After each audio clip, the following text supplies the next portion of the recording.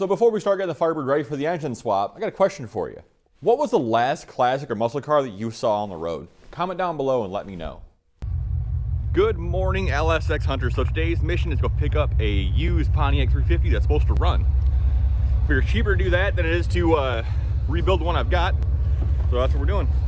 All right, so the Firebird is getting closer to being a running car. The 350 is here, so we actually can kind of make some progress to get this thing a running thing again.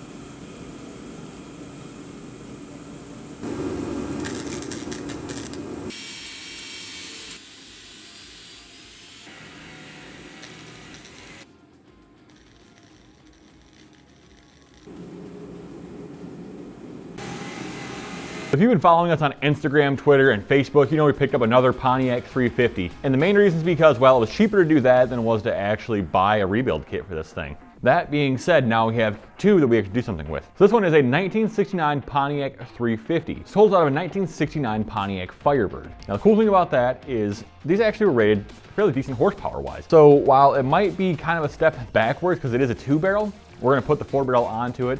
So hopefully we actually end up being positive and gains there, because we're not going to switch the cam out at this point. I want to get this thing in, I want to get it running, and once that's done, then we can dink with changing things out and making it a little better. I want to work on this thing just like you guys will work on this thing. We built one engine from scratch in the 400 behind me, so this time we're going to do it piece by piece, get some metrics. But for now, the biggest thing to mention is going to be when looking for blocks for later model cars. If you have like a 74 or later Pontiac, some of these engines that are 69 and before are not tapped for bolts for the mounts, or they don't have the bosses, or the bosses just need to be drilled and tapped. So it's really worth looking and paying attention to that. I did not pay attention to that, and I had an oh crap moment this morning and last night about that. So I decided, hey, we'll come out in the garage early and make some progress on these while I can. So my next step is going to be to take the intake off of this, take the distributor out of it, put my HEI on it, put my single plane on it. It's going to probably run like a dog because the cam is just not set up for that single plane. It might be what we end up doing here. But that's what I want to run long term anyway. I'm not dinking with the dual plane. I don't want to play with it for this specific car. That said, the dual plane off of the 76 engine is a 1968, I believe. 4-barrel intake, and that is listed for sale on Facebook, so if you wanted that, check that out, or drop a comment down below and we can talk there. But I'm gonna work on the exhaust and see if I can get it ready, get the motor mount switched out, and get these things ready to be bolted up.